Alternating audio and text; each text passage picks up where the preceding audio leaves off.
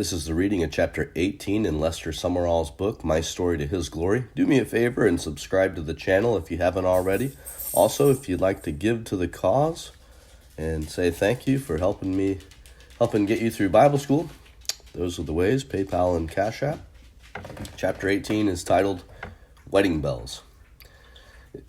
It was on a typical Latin day, in a setting in harmony with what one envisions a wedding day to be, that I met the future Mrs. Lester Sumrall. She was playing the bridal march on the organ. As the bride and bridegroom took their places at the altar, I looked toward the organist, and she looked across at me, and at that moment we smiled at each other. Later on the patio, where the wedding dinner was to be served, I observed her again happily decorating the tables. The patio was shadowed with luxuriant flora, and the sun streaming through the foliage made golden shafts on the flowered mosaic tile floor. I was delighted when I saw the lovely organist sitting across the table from me, and we were finally introduced. When I learned that this was Miss Louise Lehman, the missionary from Canada, I mused, so this is the woman I've been hearing about from the top of the world to the bottom. I wasted no time in telling her that in my many travels, regardless of where I went, it seemed that she was well thought of and that she had left a trail of blessing. We had many mutual friends and discovered much common ground on which to converse. She asked me if I had ever visited Prince Rupert, and later told me that she could tell from the light in my eyes that I had enjoyed the beautiful, rugged Northland.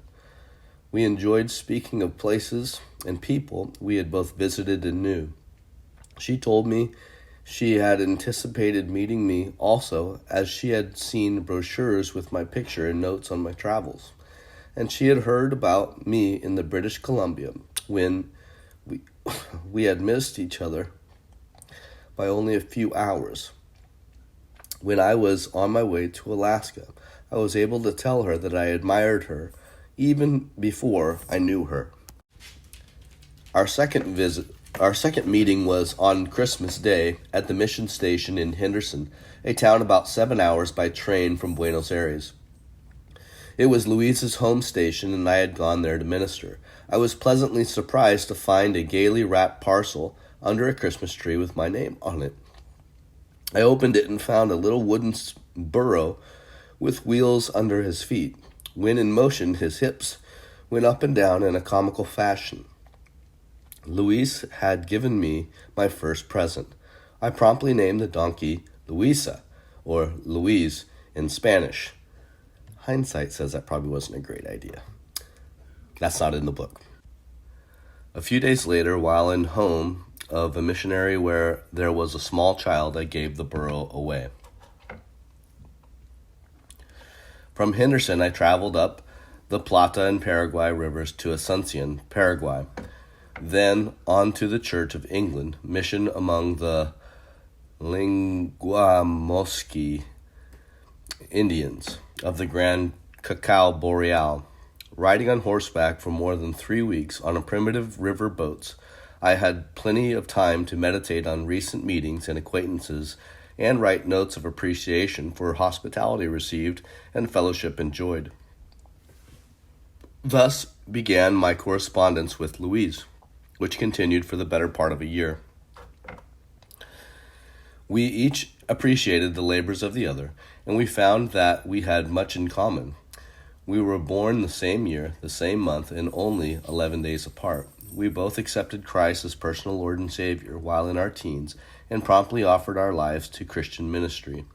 We ministered to congregations and resident ministers while still in our teens. From the time of our conversion, we each desired to do missionary work in foreign lands, and we departed North America for mission fields in the same month of the same year, she from New York to Argentina, and I from San Francisco to New Zealand, Australia. Eventually, I proposed marriage to Louise, and she accepted. It was all done by mail, of course. The day I received her reply, I made this entry in my diary. I am engaged today. 1 month and 3 days after I wrote my proposal, the answer was received.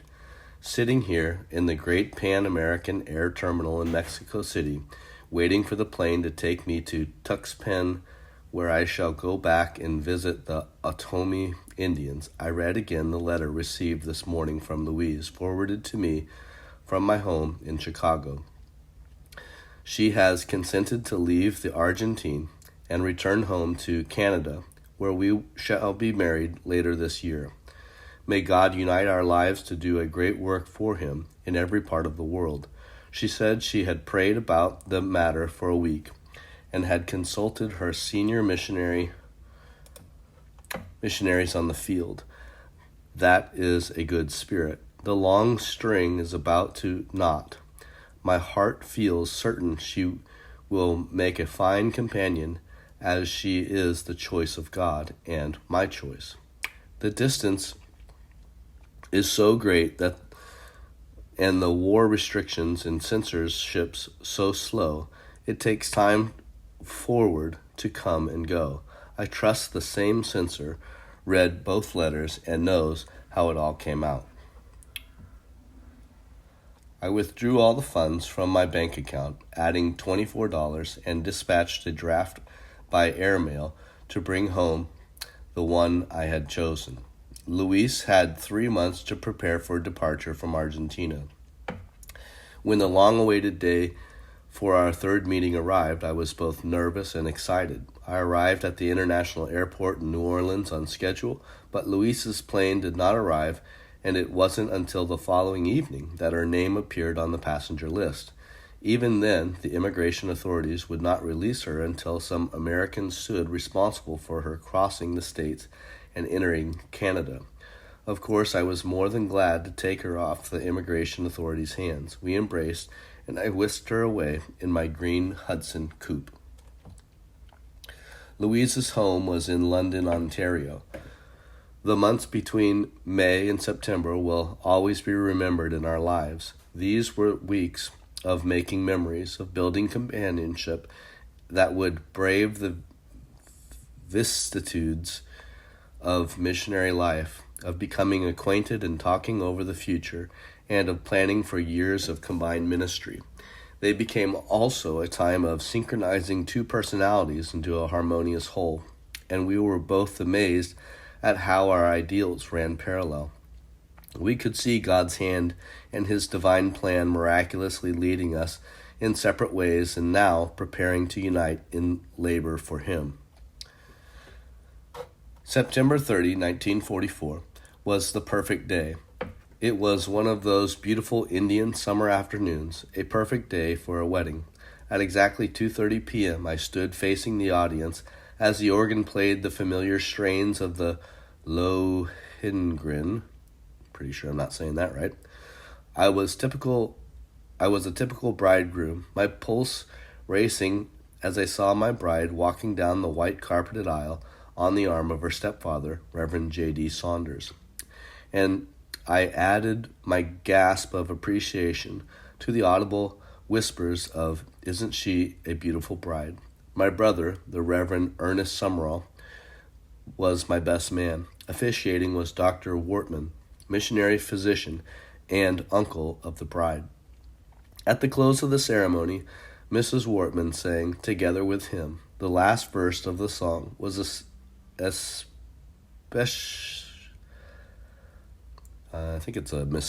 typo, especially prophetic of the life we would live together.